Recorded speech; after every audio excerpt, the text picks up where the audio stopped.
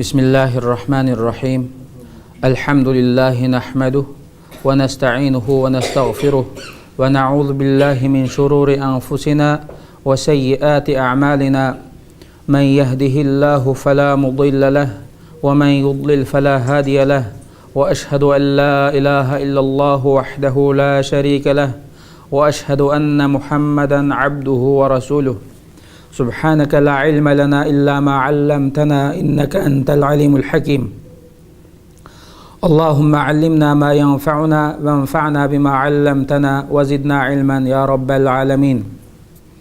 Hürmetlik qeyrindaşlar, bugünkü dersimiz Ülgümüz kim degan temadagi darsning 11-ci qismi. Ülgümüz Resulullah sallallahu aleyhi ve sellemning işinin çoğu işiga ergişip yaxşı namı etraflarga tarqılışqa başladı. Tarixdan buyan rastçıl boluş, sadaqatmen boluş, vafadar boluş, samimi boluş, iffetlik boluş, işençilik boluş, ig'ir besiq boluş, soğuqqan boluş, tedbirlik boluş, hayalık boluş, sahi boluş, mihman dost boluş, batur boluş, xushxuy mijazlik boluş, kemter boluş, işcan boluş, mehriban boluş qatarlıq sübətlər insanlar arasında maqtilib, alahida əxlaq qatarda sanılıb kilvatıdı. Bizning davrimizdə muşundaq. Mana bu yuqorqi sanalğan və biz sanab bolanmağan nurg'ulg'an esil fazilatlar, esil xislatlar Muhammedur Resulullah sallallahu aleyhi ve sellemdə peyğəmbər boluşdan ilgirmi tepilatdı. Bu xislatlarga sahib idi. Bu etrafqa tarılıvatqan, tarqılavatqan bu esil xislat egisi bo'lgan Muhammedun Mustafa sallallahu aleyhi ve sellemni Hadice radiyallahu anha o vaqtda Cenab-ı Resulullah tegmagan vaqti bu kishi anglab, agar mushu kishi qo'shilsa men tijoratimga mas'ul qilib bu kishiga yuqur maosh berib bir ishlatgan bo'lsam deganni qalbiga pukib, shuning bilan Resulullah sallallahu aleyhi ve sellemning qishiga mushu maqsad bilan elchi avatudi. Bu kishi kelib Resulullah sallallahu aleyhi ve sellemge Hadice'ninki muşundaq bir talabının bağlığını degandan keyin Resulullah sallallahu aleyhi ve sellem bu talabga qo'shildi. Şunun bilan Hadice bilan Resulullah sallallahu aleyhi ve sellem bu tijorat to'g'risidagi kelishimda kelishib Sham zamaniga bir qitimliq tijoratga berib kelishga to'g'ri keldi. Resulullah sallallahu aleyhi ve sellemning bu ikkinchi qitimliq Sham zamaniga qilgan safari hisoblanadi. Şunun bilan Hadice radiyallahu anha Meysere isimlik bir xizmatchisini Resulullah sallallahu aleyhi ve sellemge qitib nurg'ulg'an tijorat mollari bilan Sham diyoriga yo'lga soladi. Bu kishilar berib Shamga berib bu tijorat mollarini bu yerda yaxshi bahoda sotadi va u yerdan Makkaga ekiladigan mol tijorat mollarini setib oladi. Buni olib keladi.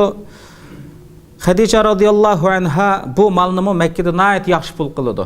Jiq bir ilgirlash bo'ladi. Ilgir qitimladi faqat bo'lib baqmagan bir foydalar ko'riladi.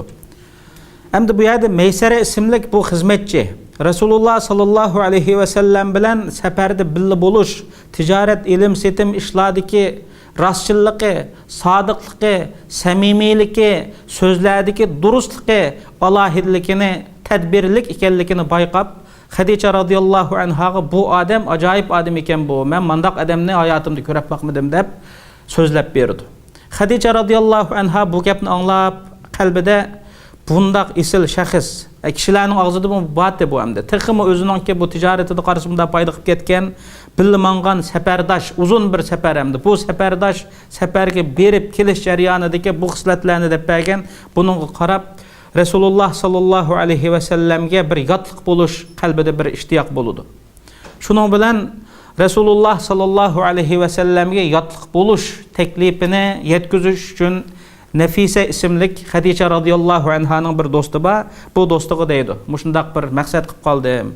Dese nayet obdan bo'libdi. Men bu xabarni men yetkizay deb Resulullah sallallahu aleyhi ve sellemge bu Nefise isimlik Hadice radiyallahu anha'nın dostu bu xabarni yetkizdi. Yetkizgandan keyin Resulullah sallallahu aleyhi ve sellem bu öylük teklifini qabul qildi. Şunun bilen Resulullah sallallahu aleyhi ve sellem bu haberini tağılırgı deydi, tağıları maqul kördü, koşuludu. Şunun bilen Hadice radıyallahu anhanın ki tağılırga elçi bop Resulullah'ın tağıları bardı. Şunun bilen bu tağılırımı koşuludu, iki taraf kilişim hasıl kılıp bu yerde toy naydı dağduguluk toy boludu. Hem de bu yerde Hadice radıyallahu anhanın ki toyuğa 20 tüge mihir bergen dep tarihi kitaplarda alımlar bu şekilde yazıdı. Hem de bu yerde Hadice radıyallahu anhanın ki Resulullah'a tegiştin ilgir ki hayatığı bir nazar sağa vaktimizde bu ayal özü ticaretçi, naydı bay bir ayal idi. Ticaretke başka kişilerini maaş veriş arkalık ticareti işletip yoki ma'lum bir kişilerge pulunu qetip ticaret qiladigan mushundaq bir ticaretçi ayal idi. Bu kishi ilgari ikki erga tekkan bo'lib, ikkili er vafot bo'lib ketgan. Rasululloh sallallohu alayhi vasallamdan ilgari tekkan erlardan ikki erning ikkilisi vafot bo'lib ketgan edi. Shuning bilan bu ayol Quraysh qabilasi ichida pak ippatlik alahide ayol degan bir nomni olgan. Hadice radıyallahu anha şu zamanlarga nisbatan pak Hadice, ippatlik Hadice degan nomni olgan edi. Endi bu yerda shu munosabat bilan ayollar, qizlar agar o'zining ippatini saqlay olsa, pokligini saqlay olsa, pishni pasatlardan saqlanib qola olsa, bularning kelgusidagi baxt, saodat bularga yuzlanadi. Xuddi Hadice radıyallahu anha şu davrda jaholat qoplab ketgan mushundaq bir davrlardimi pak Hadice, ippatlik Hadice degan bu nomga erishganlik uchun keyin Muhammad Mustafa sallallahu alayhi ve sellemdek bir zatqa ayol bo'lishga loyiq ko'rildi. Endi bu yerda Rasululloh sallallahu alayhi ve sellem bilan Hadice radıyallahu anhaning ki to'ylashgan vaqtida Hadice radıyallahu anha 40 yaş, Rasululloh sallallahu alayhi ve sellem 25 yaş idi. Hadice radıyallahu anha Resulullah sallallahu aleyhi ve sellem'den 6 balalık bolgan. Cenab-ı Resulullah sallallahu aleyhi ve sellem'nin cami muşu öz hayatıda kögen perzentinin sani 7. Bu 7 balıdan 6 bala Hadice radıyallahu anhadan bolgan. Bu 6 balının ki birincisi Qasim isimlik bir oğul balı idi. Şununla Araplarning adı boyunca Ebul Qasim, yani Qasimning dadısı degan nom bilan Rasululloh sallallohu alayhi ve sellem atalgan edi. İkinci kızı Zeynep, üçüncü kızı Ruqiye, dördüncü kızı Ummu Kulsum, Fatime, Ali ibn Abi Talib radıyallahu anhu'nun ayali. Küçük oğlu Abdullah. Demek Hadice radıyallahu anha iki oğul, dört kız Muhammedur Resulullah sallallahu alayhi ve sellem'den mana bu 6 perzentlik bolgan. Endi bu yerda 7-ci bir balı var. Resulullah sallallahu aleyhi ve sellem'nin Maria Qibti degan bir ayoldan İbrahim isimlik bir balını bir balılık bolgan Cenab-ı Resulullah sallallahu aleyhi ve sellem. Endi bu yerda ilahi takdir Resulullah sallallahu aleyhi ve sellem'nin oğul balalarının hemmesi vafot bo'lib ketgan. 3 oğul balasının uchalasi kichik altıda. Bir oğlu bir ulaq minigidek holat kelgan deyiladi tarixiy kitoblarda. Asasen hemme balaları kichik vaqtlarda vafot bo'lib ketgan edi. Ammo 4 qizi saqlanib qolgan. 4 qizining 3 qizi Muhammedur Resulullah sallallahu aleyhi ve sellem hayat vaqtida olamdan yongan. Bir qizi Fatima radıyallahu anha anamiz Resulullah sallallahu aleyhi ve sellem vafot bo'lib olamdan inib 6 oydan keyin olamdan yongan. Endi bu tarixiy voqelikdan bizning oladigan darsimiz nima deganda Endi bu yerda Resulullah sallallahu aleyhi ve sellem Quraysh qabilasining ichida her qandaq bir kishiningki yoshda o'zi bilan teng yoki o'zidan kichik bo'lgan bir qiz bolaga elchi kirgizsa, albatta Resulullah sallallahu aleyhi ve sellemni rad qilmaydi. Qizg'in qarshi oladi, kuyovgal qilib olishga qiziqadi. Nima uchun Resulullah sallallahu aleyhi ve sellem bu o'zidan 15 yosh cho'ng bo'lgan bu ayolni alıdı. Bu ayolni elib nimaga erishmoqchi deganda Resulullah sallallahu aleyhi ve sellem bu ayolning tashqi ko'rinishiga, yishiga, ya'ni insonning jasadiga emas, balki fazilatiga ahamiyat bergan edi. Bu ayol haqiqatan fazilatlik edi. Ya'ni pok, iffetlik Hadicha degan nom egasi bo'lgan bir Hadicha edi. Alloh u kishidan rozi bo'lsin. Bu kishini boshqa qizlarga nisbatan, yoshda kichiklarga nisbatan alohida fazilat egasi bo'lganlikdan Rasululloh sallallohu alayhi va sallam o'ziga muvofiq ko'rgan va olgan edi. Shuningdek Rasululloh sallallohu alayhi va sallam kelgusida nihoyatda cho'ng bir vazifani o'taydigan, vazif qiladigan, ya'ni payg'ambarlik vazifasini qiladigan bundaq bir xususiyatga tayyorlanayotgan shaxs bo'lganlikdan bu ishlarda Rasululloh sallallohu alayhi va sallamning beshiga nurg'unlagan musibatlar kelishi mumkin edi, xalq tarafdan yeklanishi mumkin edi, aziyatlar kelishi mumkin edi va nurg'unlagan vaqtlarda maslahatlarga, tasallilarga, yordamlarga, xos hayotida bir maslahatchiga ehtiyoj bo'lishi mumkin edi. Mana bu bo'shliqni Robbimiz Jalla va Alaning irodasi bilan Hadicha radhiyallohu anhani Rasulullohga hamroh qilib berish orqali Robbimiz Jalla va Ala bu bo'shliqni to'ldirib bergan. Haqiqatan ig'ir kunlarda, ig'ir musibatlarda Rasululloh sallallohu alayhi va sallamning yonida turib, tasalli berib, Alloh silini rasvo qilmaydi. Siladek bir isil odamni, siladek bir isil zotni Allah hergiz xor qilmaydi degandek nayt isil qalbini yorita oladigan so'zlar orqali Rasululloh sallallohu alayhi va sallamga tasalli bergan va yontayoq bo'lgan edi.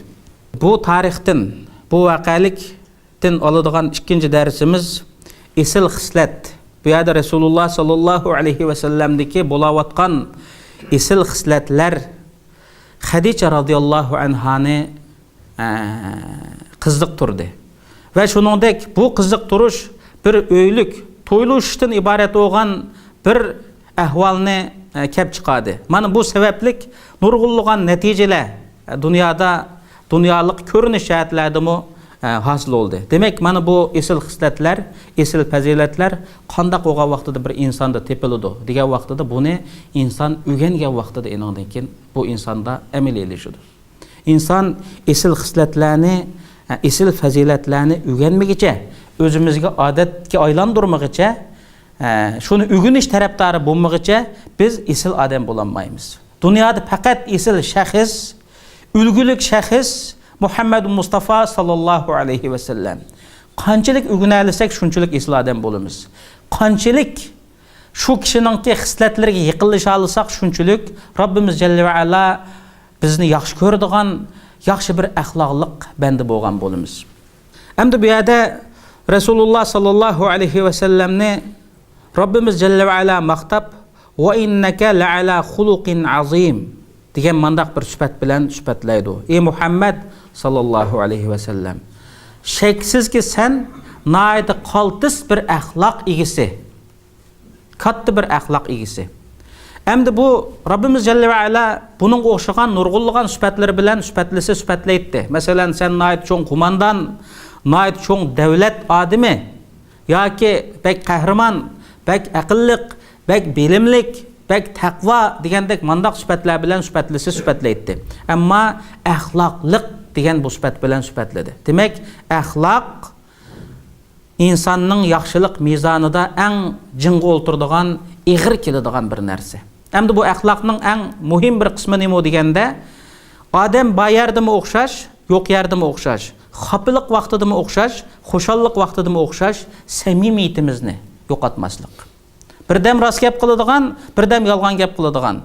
Ba'zi vaqtlarda xushal bo'lib qolgan vaqtlarimizda nihoyat samimiy, isil mijozlik bo'lib ketadigan, sal ochig'imiz gap qolsa darhol hiliq isillik xarakterimiz boshqa bir xarakterga aylanib qoladigan mandaq xarakterlarimizni o'zgartirishga tirishishga to'g'ri keladi.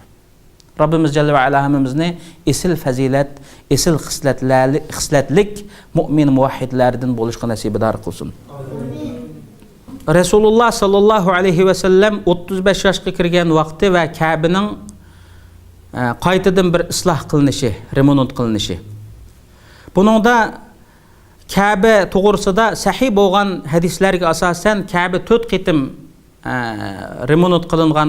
Bu 4 qitimlik remont birinci qitimliq İbrahim aleyhissalatu vesselam'ın yasığını estaizu billah ve iz yarfa'u İbrahimul kavaida minel beyt ve İsmail Rabbena taqabbal minna inneke entes semi'ul alim. İbrahim ve İsmail ikisi birlikte Kabe'nin uğlunu kötürüvatkan vaxtıda bula şundaq deydi. Rabbena ey Rabbimiz sen taqabbal inneke entes semi'ul alim. Bizden muşu qılıvatkan hizmetimizni qabul qilgin. Yani hazır muşu hizmetini qılıvatımız seninki muşu Kabe'ni biz hazır ul vesip kötürüvatımız muşu hizmetimizden qabul qilgin. Sen bizningki bu iltijoyimizni, bu talabimizni anglab turg'uchisan degan bu duoda bunun ayg'ida yana bir turkum duolarini qildi bu ikkilan. Mushundaq duo qilayotqach Kabe'ning o'lini qo'ydi. Mana bu birinchi qitim İbrahim alayhissalatu vesselam Kabe'ning o'lini bosgan. Birinchi qitimliq besishi. Va shuningdek Rabbimiz jalla va ala Ali Imron surasining 96-97 oyatlarida estaizu billah إن أول بيت وضع للناس للذي ببكة مباركة وهدى للعالمين فيه آيات بينات مقام إبراهيم ومن دخله كان آمنا. İnsanlar üçün ziminde ibadet kılsın dep yasalgan birinci öy elbette Kabe, yani hazır kılmış Kabe. Bu Kabe berketlik bir orun ve bütün dünyadaki insanlarga hidayet belgesi bolgan bir orun. O orunda İbrahim oçuk delil ispatlaba, yani Allah'ın vahdaniyetini köstüdügan ve tarihi Allah'ın kudretlerini köstüdügan muşundaq delil ispatlaba. Ve şunundek maqamı İbrahim aleyhissalatu vesselam'ın turgan jayı ba. Ve men dakhalahu kana amina. Kim şu jayga, yani şu öyge kirse, yani hazır Kabe'ye kirse o kişi hatırcam boludu. Hem bu ayet-i kerimedeki mezmun mu? Muşu zimindeki birinci qitim insanlar ibadet kılsın üçün yasalgan öy Kabe ikenliki oturgu koyulgan. Bu orun hakikaten berketlik bütün dünya insanlarga, ma közü bilen emes, akıl közü bilen qaraydigan insanlarga bu yerge kilvatkan insanlarınki bu etrafı Kabe'nin etrafını tavap kılvatkan insanların bundaq bir Allah'a bolgan işqi muhabbeti bilen, iştiyaqı bilen, Allah'ın ulug'lishi bilen bolavatkan bu işlarda hakikaten ibretlik bir belgiler var. Ama bunu közü bilen gördüğün adamlar 10 qitim basımı herem görüp geldim dep kelidi. İbrahim aleyhissalatu vesselam'ın orunu ba, maqam İbrahim deyildi hazır mı? Hazır tuğan orun. Hem de bir yerge kirvagan adam hatırcam buludu degen bu ayet-i kerimini şu vaxtideki Mekke müşrikleri ta ki Muhammed Mustafa sallallahu aleyhi ve sellem'ge risalet kelgengi kadar bularning içindeki cidel macera uruş cidellerde Kabe'nin içine keçip kirvası bir adam bu Kabe'nin içine kirvaldı dep bunu qoğlap gelip öttemeydigan bir şu vaxtida mı Kabe'nin hürmetinden kıladigan bir iş var eken şu müşrik vaxtida mı Muhammed Mustafa sallallahu aleyhi ve sellem risaletini tapşırıp algandan keyin elbette bu Kabe'nin ilgirkidimi bekrek hürmetlik bir joy ekenligini Müslüman muvahhidlarga, sahabelerge bunu bildirgen. Hazırgıçılık şundaq. Bu bir ma'nisi. Bir adam dadasını öldürüp etken bir qatilni Kabe'nin yanında uçurtup qalgan taqdirdimi, şuningdan intiqam almoqchi bolsa Kabe'nin etrafida bolganligi uchun Kabe kirvas uningdan intiqam almaydigan shundaq bir ideya bolgan. Yani bir tarafi bir adam Kabe'ye kirse o adamın kalbiga toluduğan bir hatırjamchilik, bir eminlik, dünyadaki g'aldig'ash, hatırjamsizlik, g'am endişelerinin hemmesi o insanın kallasından çıkıp ketadigan. Bu elbette şu Kabe'ni öz layıqida hürmet qiladigan mu'minlarga nisbatan deyilgan söz. Yani şu şeytanını taşlab etmey, şeytanını judib algan insanlarga nisbatan unda bo'lmasligi mumkin. Yani bir bu ayet-i kerimenin وَمَنْ دَخَلَهُ كَانَ آمِنَا degan bu ayet-i kerimenin yani bir ma'nisi ahir zaman bolgan vaqtida şu Kabe'ge kirvasa mana bu insanlarga boladigan nimet qaysi dese şu dünyadagi barliq g'aldig'ash, azg'unchilik, fitna fasod mushundaq o'zi har xil yomon ahvollardan saqlanib qoladiganligini ko'rsatib berdi deb tafsir ulamolari bu şekilde bu ayet-i kerimeni tafsir qildi. Endi Kabe 4 qitim remonat qilingan dedik. 4 qitim yasalgan dedik. Birinci qitimlik yasalışını Hazreti İbrahim aleyhissalatu vesselam yasagan. Endi bu İbrahim aleyhissalatu vesselamның şu yasap qoygan halatidagi şu Kabe Muhammedun Mustafa sallallahu aleyhi ve sellemning davriga kelguchilik mushundaq turug'liq bu endi. Bu bir necha qitim bo'ron chapqun kelkun apatlariga uchraganlik sababdan Kabening tomlari o'rilib ketish ehtimolligi bo'lgan. Ya'ni o'rilib ketay degan mushundaq bir ahvollar edi. Bu vaqtida Quraysh mushrikleri yig'ilib bir yig'in ichib biz mushu Kabeni bir yengilab salsak qanday bo'lar deb bular kelishim hosil qildi. Undaq bo'lsa biz Kabeni qaytadan bir yengilab solaylik dedi. Shuning bilan yengilab selishga kelishdi bular. Bular Kabeni yengilab selishda bir shart qilishdi o'zaro. Qat'iy bu Kabening xirojatiga haramdan bo'lgan, ularning nazaridagi haramdan bo'lgan degani jazoni xo'rliqdan kelgan mol-mulk, zina zalolatdan, ya'ni dedeklarni pashvozlik qilib pul topadigan insonlar bor ekan shu davrda. Mushundaq kelgan pul mollarni va shuningdek ojizlarni bo'zak etish orqali ilvagan sheklik bo'lgan mol-mulklarni va shuning o'xshagan mushundaq sheklik mol-mulk pul mollarni Kabening xirojatiga ishlatmayli deb va'da qilishdi. Bular haqiqatan bu va'dasiga tudi. Mushu Kabening mushu remont jarayonida bütün shu haloldan bo'lgan mol-mulklarni yig'ib, texnik shundoq hisoblab chiqsa, bu mol-mulk aslidagi İbrahim aleyhissalatu vesselam sağgan bu yerga yetmaydiganligini his qilib, unda qo'yganda ma o'rinni tashlab qo'yib turib, miyadini salsaq yetidi ekan deb shu yerdan soldi. Bu qab qolgan o'rin hozir hatim deyiladi. Bu hatimning ma'nosi cho'rmi tam degan bir ma'noni ifodalaydi hamda hozirgi mush Kabening yanidagi ochiq turgan yer shu hamda. Kishilar shu yerga kirib imkon bo'lgan kishilar ishkirkat namoz o'qiydi, bo'lmasa shu yerga kirib birdan duo qilib, shunday o'zi qislanga bo'ladigan shu joy. Shu vaqtida shu yer pul haloldan bo'lgan iqtisod yetishmaganlikdan mana bu o'rin qolib qolgan edi. Endi Kabening teminingki ma yon tarafida bir yerdan bir oz ko'tarilgan bir kengiriyani ko'ramiz hamda. Buni Kabe'ga toza necha qitim diqqat qilib aylanganligini buni bilamiz. Bu nima bo'ldi desa, bu ul hamda bu ul Hazrat İbrahim aleyhissalatu vesselam bilan İsmail aleyhissalam bu Kabe'ning ulini qo'ygan vaqtida kengir qo'ygan ekanda buni. Yo'g'on yerga ul qo'ygan ekan. Keyin bular bu bundaq yo'g'on bo'lishga ehtiyoj yo'q deganmi yoki mol-mulkimiz yetishmaydi ekan deganmi biroz tar bir shaklda Kabe'ning qildi, tomni soldi. Shuning bilan ozroq ya eshib qolgan. Hozir bog'i shu biroz bir 20-30 san kilish mumkin. Bunda bir yer bütün Kabening atrofida mujda cho'rilib turadigan mujda bir yer ortiq hamda. Bu asli İbrahim aleyhissalatu vesselamning davridagi ulning ustiga biroz tarlashtirib silingan Kabening temining shakli. Shuning bilan bu yerda bu Kabeningki qurilish ishlariga Baqum ismlik mushu Rum ahlidan bo'lgan bir injener yetekçilik qiladi. Bular Kabeni silishga boshlaydi. Silishdan burun bu Kabeningki dastlabki holatini o'rilib ketadigan shu tomlar bo'lgan bo'lsa-mu, hamda Kabe bo'lganlikdan bularni bu vaqtdagi mushriklar shu vaqtida shuni bir o'rish masalasiga kelgan vaqtida kim o'riydi deyishib, shuni o'riyanmay orasida biroz bir ansirash bo'ldi hamda. Bu ulug' joy bo'lganlikdan buni o'rsak qanday bo'ladi deb. Shuning bilan bu masala haqida bir peshqadam kishidan birisi o'ttirg'i chiqib, buni o'rishimizdagi maqsad o'rib yo'qitib etishmi yoki isloh qilishmi, tuzashmi deb savol so'rgandan keyin, "Biz isloh qilamiz da'vatimiz" degandan keyin, unda bo'lsa buni masala yo'q. Buni o'rayli deb bu kishi boshlab o'rib berdi. Qolganlar shu munosabat bilan tang o'raydi. Mana shu shaklda Kabeni o'raydi. Kabeni o'rib, shuning bilan har qabilaning boshliqlari ma'lum yerligicha men qilaman deb mushdaq o'lish bo'lib tashlanib akilib yo'tkab mushdaq qiladi. Bu vaqtida Kabeningki mushu qurilishida Muhammad Mustafa sallallohu alayhi va sallamni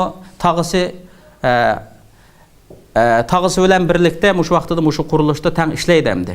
Bu vaqtida bo'lgan bir voqelik va tag'isi sen ma'uzi ustiga atib olgan kiyim rida deydi. Buningki bir tarafini ma ustiga atib olsang deydi. Shuning bilan Janob Rasululloh bir atib oldi. Shuning bilan bir avrat ichilib qolganlik bir sababdan Muhammad Mustafa sallallohu alayhi va sallam favqulodda hayoliq zot bo'lganlikdan oylanib hushidan ketdi.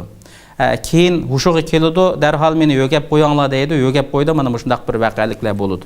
Shuning bilan bu Kabeni silib ma'lum yagichilik tomni qo'pirib kelgan vaqtida Hajri Aswadni qo'ydiganga to'g'ri keldi. Hajri Aswadni qo'yish masalasida Birisi deydi, men ekilimen deydi bir kabilenin başlığı. Yani bir kabilenin başlığı men ekilimen deydi. Muşunda bulap, bulanın arası talaş tartış olurdu. Çünkü bu Hecr-i Esved'ne ait hürmetlik taş boğallıktan bu Hecr-i Esved'ne kimnin ekiliş hakkıda talaş tartış olap, 4 gün bu talaş tartış sürüp, tas kalıdı bir yerde cengi cidel olap birbirini öldürüş gibi. Emmiz yaxşılıkını niyet qıp kelgen adamlar. Ya ki bunun için emmisi bek halis yaxşılık emas, belki şu vaxtının şaraitiga nispeten kim şu Kabe'nin etrafıdıraq hizmet kıla alırsa, kim çıqıraq kuch çıqıra alırsa, şu biraz başkalar taraftan hürmetlenadigan bir iş var iken, şu hürmetini talaşkan bolsa mı gerek bula. Şunun bilen muşundaq talışıp 4 gün talaş tartış talaştı buludu. Şunun bilen ahırda bulanın arasında bir pişqadam kişiden birisi çıkıp, bu hazır yaman boldu. Bunu bir keliştirip koyduğun bir adamga biz muşu gepimiz ne desek, şu adam keliştirip koysa qanda qaraysizlar degan vaqtida bu kishilarning hammasi meylanda o'zi kelishtirib qo'ysa, bir adam kelishtirib qo'ysa biz shuni qitilli deb uning bir narsani shart qiladi. Mush hozir mushunda qarab turimiz, kim ashu Kabe tarafga birinchi qitim dastlabki kirsa, mana mushu kishi kelishtirib qo'ysin deydi, hammasi bu teklifni qabul qiladi. Mushunda qarab tursa, Muhammad Mustafa sallallohu alayhi va sallam birinchi qitim bu yerga keladi. Hammamiz xo'sh bo'lib ketadi. Mana dal amin ismli bu Muhammad sallallohu alayhi va sallam. Mana kelishtirib qo'ysa biz rozi bo'lamiz deydi. Muhammad Mustafa sallallohu alayhi va sallam bularni kelishtirishda nihoyat bir tadbir bilan, farosat bilan ish olib bordi. Chapanni silib, uchiga kelgan rido chapanini, chapanni yeyib, taşını bunun töpege, Hecr-ül Esved'in çapanının töpege elip, her bir kabilenin başlıkları kelinglar, ma çapanның etrafını tutunglar deydi, hemmimiz tang tutup ekildi, hemmimizning ko'nglida hemmimiz tang ekeldik deydigan bir narsa hosil bo'ladi. Shuning bilan bu xapiliq bu yerda tugaydi. Mana mushunda qilish orqali Rasululloh sallallohu alayhi va sallamninki bu kelishtirib qo'yishi bilan bu jidal majralardan saqlanib qoladi. Demak, bu yerda bu sir hikmetler, hem de bu mezmundan bizningki yana aladigan, bu vaqalikdan aladigan dersimiz nima desa, Muhammad Mustafa sallallohu alayhi va sallamninki bu yerga ushtum tut kelishi va bu kishilarning mushundaq bir maslahat qilib qilishi, 4 kun talash tartish qilishi, tas qilishi, bir-birini o'ltirib atgan mushundaq bir yomon oqibatlarni Muhammad Mustafa sallallohu alayhi va sallamning saqaytib qo'yishi, qarshi bu normal mushundaq bir özlüğünden bo'lib qolgan bir ishtek ko'rinadi. Va halaniki Rabbimiz Jalla va Ala buning orqasida nihoyat cho'ng bir planni qilgan edi. Bu kishi 35 yoshda, ya'ni payg'ambarlik risolatini topshirib oladiganga bu xizmatga rasmiy qadam bosadigan 5 yil qolgan bir vaqt. Bu kishi bu xizmatni qilishdan burun kishilarning qalbida, ya'ni nurg'unlagan qabilalarning, insonlarning orasida bu kishi rost tadbirlik, bu kishi nima ish qilsa to'g'ri qiladi deydigan bir rozimanlikni, bir qoyillikni kishilarning qalbiga tashlash edi. Haqiqatan Allohning bu hikmati amalga oshdi. Muhammad Mustafa sallallohu alayhi va sallam mana bu hikmat bilan ish qildi. Endi demak, mana bu bugungi darsimizdagi umumiy xulos natijalardan şunu bilimiz ki, Muhammad Mustafa sallallahu aleyhi ve sellem'ninki nesep cihetten üstün, alahide bir neseplik şahs bolgan bolsumu, dünya işlarda ma'lum mezgil başkalarının koyunu bekip beriş bilen, yani ulardan pul iliş arqılık, ya ki başkaları işlep ticaret qıp beriş bilen, muşundaq ötken hayat, alahide bir hüner, sanat, ya ki öz aldığı bir alahide bir ticaretler bilen şugullanıp ketmegen idi. Bu haqda Rabbimiz Celle ve Ala nime deydi o dese, Rabbin seni yetim halette tapkan idi ve sana joy verdi. Hakikaten Muhammed Mustafa sallallahu aleyhi ve sellem yetim idi. Mana muş bütün dünyadaki yetimler eğer biçarılar Allah'a hakiki sadık, ahlaklık bende bulalırsa, kul bulalırsa bundak kullarga, bundak yetimlarga, bundak acizlarga Rabbimiz Celle ve Ala elbette joy berdi. Ve vecedeke ballan fehada, sen seni azgın halette tapkan idi. Hakikaten Rabbimiz Celle ve Ala özü hidayet kılmaydıgan bolsa, özü saklap kalmaydıgan bolsa, bir insanlık tabiati bilen bundak bir cemiyette izip ketip kılışı mümkün idi. Çünkü küçük idi, dadısı yok idi terbiyeleydigan. Nurgulluğan kişiler, özü bilen tangdemetlik bolgan yaşlar azgınlıkta idi. Rabbimiz Celle ve Ala bu kişini hidayet kıldı, azgın halette idin, seni Rabbin hidayet kıldı. Digen mana muş mezmunda Rabbimiz Celle ve Ala Muhammed Mustafa sallallahu aleyhi ve sellem'ni tonuşturdu. Muhammed Mustafa sallallahu aleyhi ve sellem'nin mana muşu 40 yaşqa kirgüçülük bolgan ahval mana bugünkü muşu dərsimizə kirgüçülük bolgan çoğ ahvallar mana muşu ahvallar. Enondan başqa bəzi uşaq-uşaq ahvallar bolgan. Bunundan keyinki dərsimizdə Rabbimiz Celle ve Ala nasib qılsa vahiy haqqında, yəni vahiyinin başlanış haqqındakı dərslərə ötümüz. Rabbimiz Celle ve Ala'dan keyinki dərslərimizni muvaffaq berişini və yaxşı bildirişini və düşündürüşkə muvaffaq qilishini Rabbimiz Celle ve Ala'dan tövənçilik bilan sorayman. Ve ahiru da'vana elhamdülillahi rabbil alamin.